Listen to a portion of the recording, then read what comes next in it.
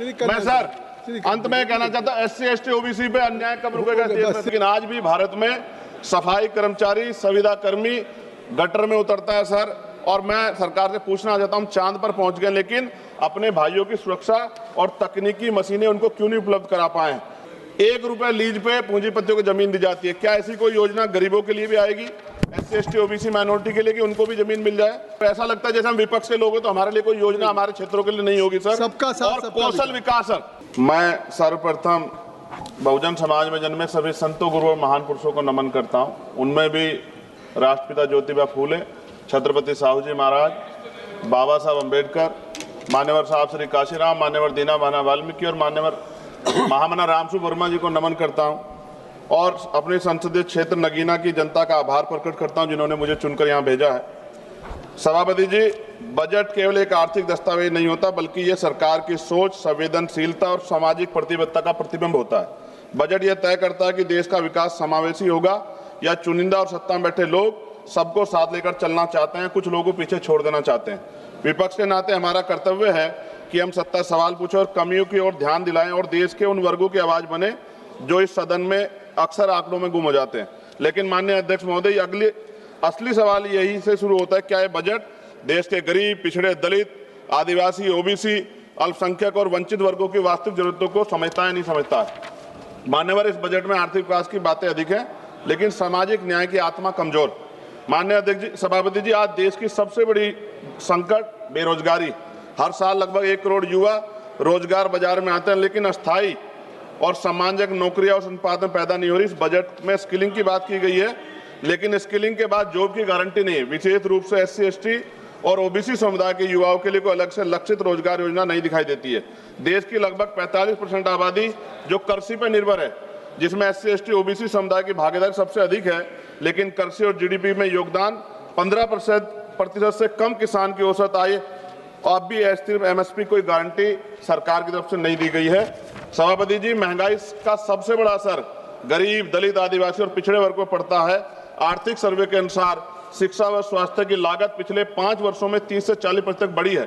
खाद्य वस्तु कीमतें गरीब परिवारों की थाली को छोटा कर रही है लेकिन इस बजट में इन वर्गों के लिए कोई सीधी राहत नहीं दिखाई देती।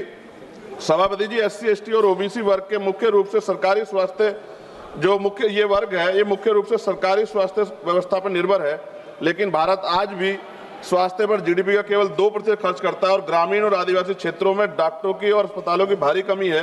इस बजट में सार्वजनिक स्वास्थ्य ढांचे को मजबूत करने के लिए कोई निर्णायक वित्तीय छलांग नहीं। सभापति जी, शिक्षा के माध्यम जिससे सामाजिक असमानता टूटती है लेकिन इस बजट में शिक्षा पर खर्च GDP के लगभग 3% के आसपास और SC ST OBC के छात्रों की छात्रवृत्ति में देरी और अनिश्चितता बनी हुई है। शिक्षा गरीब परिवारों की पहुंच से बहुत दूर है। यह स्थिति समान अवसरों की अवधारणा को कमजोर करती है। सभापति जी, SC ST OBC के कल्याण के लिए सबसे बड़ी जिम्मेदारी राज्यों के पास होती है लेकिन राज्यों के हिस्से की धनराशि सीमित है।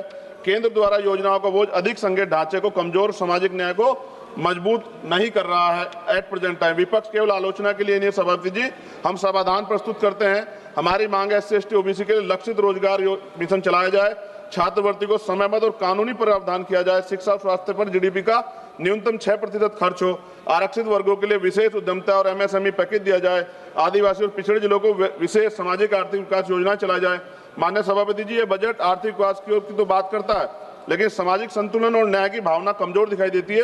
विपक्ष के नाते हम कहना चाहते हैं कि हम विरोधी नहीं है लेकिन अब बहिष्करण और उपेक्षा के विरोधी हैं। जब तक SC ST OBC और वंचित और विकास की मुख्य धारा में बराबरी में शामिल हो तब तक विकसित भारत का सपना अधूरा है। सभापति जी, सरकार 100 स्मार्ट सिटी की बात कर रही थी लेकिन आज भी भारत में सफाई कर्मचारी, संविदा कर्मी गटर में उतरता है सर। और मैं सरकार से पूछना चाहता हूं, चांद पर पहुंच गए लेकिन अपने भाइयों की सुरक्षा और तकनीकी मशीनें उनको क्यों नहीं उपलब्ध करा पाए?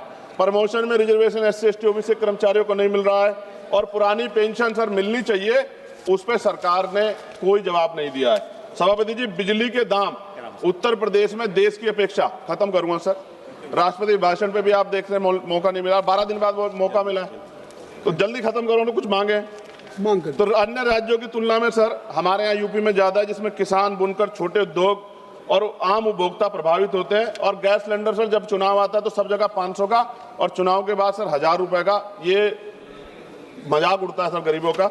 सभापति जी, 1 रुपए लीज पे पूंजीपतियों को जमीन दी जाती है, क्या ऐसी कोई योजना गरीबों के लिए भी आएगी, SC ST OBC माइनॉरिटी के लिए, कि उनको भी जमीन मिल जाए? साथ साथ सरकार दिवाली, धार्मिक, तमाम जो धार्मिक आयोजन है सर, उन पे बजट देती है, लेकिन SC ST OBC के जो महापुरुष हैं सर, जैसे बुद्ध पूर्णिमा कार्यक्रम होता है, रविदास जयंती जी का कार्यक्रम होता है, अम्बेडकर जयंती का, फूले जयंती का, पेरियार जयंती का, बिरसा मुंडा जयंती का, इन तमाम उस पर तो कोई बजट नहीं आता सर। और BT एक्ट सर, बोध गया सौंपा जाना चाहिए बौद्धों को सर, बहुत दिन से उनका आंदोलन चल रहा है, कल से आंदोलन हो रहा है सर।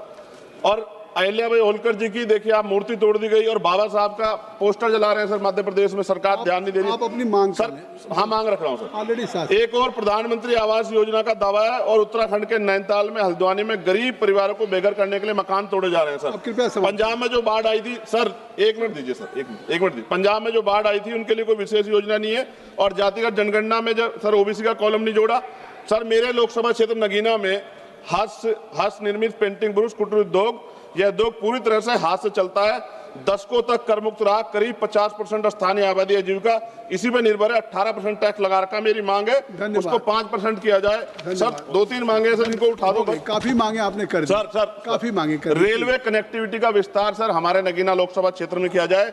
राष्ट्रीय एवं राज्य मार्गों सर, ग्रामीण क्षेत्रों में सड़कों की हालत बड़ी खराब है। जिला अस्पताल सर, वहां IIT IIM और एयरपोर्ट बने, इसकी मांग हमने पिछली बार भी उठाई थी सर। अंत में लघु उद्योग सर, MSME का कोई प्रोजेक्ट जो ऐसा लगता है जैसे हम विपक्ष के लोग हैं तो हमारे लिए कोई योजना हमारे क्षेत्रों के लिए नहीं होगी सर। सबका साथ, और कौशल विकास सर, युवाओं के लिए आधुनिक स्किल डेवलपमेंट सेंटर स्थापित किया जाए मेरे क्षेत्र में। लोकतंत्र की ताकत सवाल पूछने में है और संसद की गरिमा कमजोरी की आवाज उठाने में। मैं सर अंत में कहना चाहता हूँ, SC ST OBC पे अन्याय कब रुकेगा? श्री कल्याण बनर्जी सर, हो गई।